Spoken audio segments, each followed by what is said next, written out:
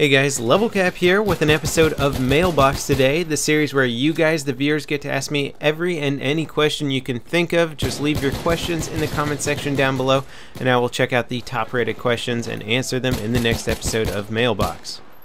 Now the first question today comes from the Airman06, who says, does X Factor get annoying when you play with him?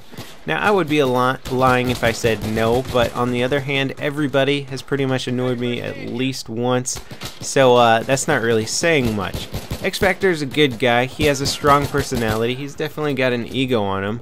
But, you know, I've talked to him a lot about what he does in the business world, and in his line of profession, in his line of work, you really do have to have confidence and ego and that kind of personality to really achieve what you're going for. And it's a personality that doesn't show up a lot on YouTube, just because you get a lot of gaming nerds on here with, shall we say, a lot more modesty. And I guess modesty isn't particularly X Factor's strong suit, but at the same time, he's an incredible gamer, he's a good person, and he's got a lot of stuff that you can learn from him. The next question comes from Mega Gaming Ace, and I'm going to paraphrase what you have written here. He's basically saying that when you get revived in Battlefield 3 after dying, you have 20% health when you're laying on the ground, and when you stand up, that increases to 100% health. He's saying, should DICE reduce that, or increase your health so that it's 60% instead of 20% when you're on the ground, and then up to 100% when you stand up. He thinks perhaps it's a little bit unfair to the person who just got revived because you're such an easy kill.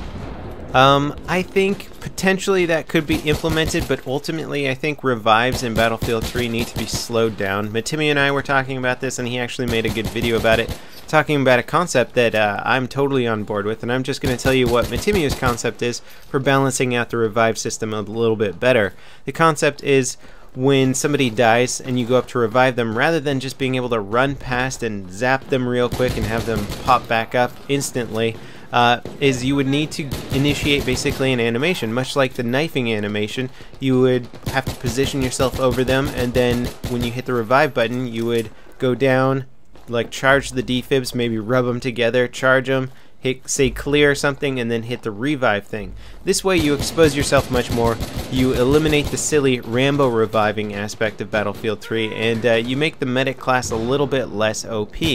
So I think ultimately reviving has to be reduced, but if they implemented a longer, say, animation system, then I think you could potentially revive people with full 100% health when they first get revived. It would just be a longer process. The next question comes from CrazyLad10, and basically paraphrasing what he says is, do you think there should be a mechanic in the game that prevents people from being revived if they've been, say, headshot or knifed or something like that? This is something that a lot of people have talked about, and yeah, I think it could be an interesting mechanic. It's always kind of funny when somebody, say, gets shot in the face by a tank, his body goes flying halfway across the map, and then a medic can go shock him with defibs in half a second and bring him back to life. Not exactly realism there. Then again, this game was never going for realism in the first place. It's just got to be fun. But I do think it would be cool if, say, knifing potentially made it so you couldn't be revived. I think headshots might be taking it a little overboard since so many kills are headshot kills. Perhaps C4 kills or maybe a tank shot to the body would also be non-revivable. I don't know, there's a few aspects I think that you could implement, but I think knifing could be a very good way to make knifing a little bit more tactically viable if you could not be revived afterwards. Next question comes from Potato Chips, who says, hey Level, what do you think about multiple factions in Battlefield 4, Battlefield 5, Bad Company 3. It works like this. When a Battlefield game first comes out, it will be US versus Russia, but when expansions are released, it will be two different countries and some of their weapons, vehicles, equipments, or even maps. For example, if it was Canada versus Great Britain, some of the maps could be based off of Niagara Falls or London. I think it's a great way to increase the replay value and get other players to join the community. First of all, I love your example of Canada versus Great Britain. I see that as possibly one of the most likely great conflicts of the near future. But on a serious note, I think involving more countries and stuff and more of their armies in these titles could be a really good way to not only market the game, but just make it more interesting. That was something that I actually really liked about Medal of Honor was playing around with the different looks of the different soldiers and seeing what guns that they came with and how they outfitted their weapons or what weapons they were used to.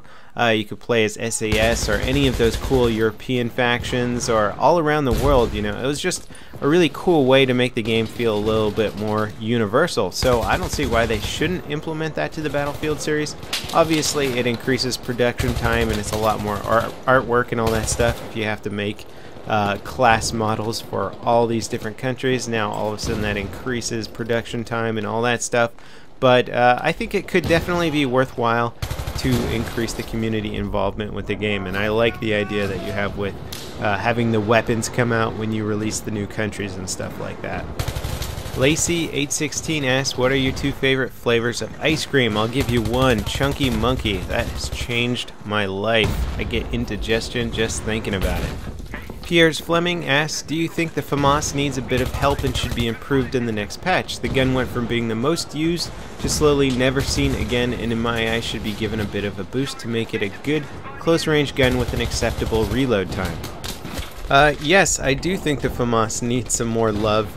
It was almost a joke in the last patch where they said they decreased the time for the reload on the FAMAS. They actually decreased it by like a 20th of a second, which didn't change anything. It's still over 3 seconds to reload the gun. The gun sucks at anything long range. So basically you're stuck with using a gun in close quarters that takes forever to reload and you can't change it. They definitely need to take a look at the FAMAS and rework it somehow, because it just isn't a viable option for anything. That Guitar Dude 99 asks, are you planning on adding another game to your channel that is not an FPS? No, I really don't think I'm going to venture outside of first-person shooters for YouTube. I'm going to play the heck out of SimCity when it comes out, the new SimCity game. It looks awesome. I really like space simulators. I've been playing faster than light. But you know what? This channel has been about tactical shooters, and that's where I want to keep it. It grew up on Battlefield 3, and now I'm trying to evolve it into tactical shooters. And if any of you guys saw my latest Call of Duty weapon review, you can see that it's definitely being met with harsh response even on that front. So imagine adding a game in here that's not even a first-person shooter. I'm going to keep those titles out of YouTube for the most part and just keep playing tactical shooters, spending most of my time on tactical shooters, so I can be as good as I possibly can be at that kind of genre of game and help you guys out with improving your tactics and being able to make videos on how to get better at those games. So that's it for this episode of Mailbox. Thanks for submitting all your questions, guys, and remember to submit more questions for this video. If I didn't get around to your question this time around, try reposting it, and perhaps I'll get around to it in the next video. Thanks for watching, guys. I hope you enjoyed it. Remember to rate the video if you did, and I'll see you next time. This is LevelCap, signing off.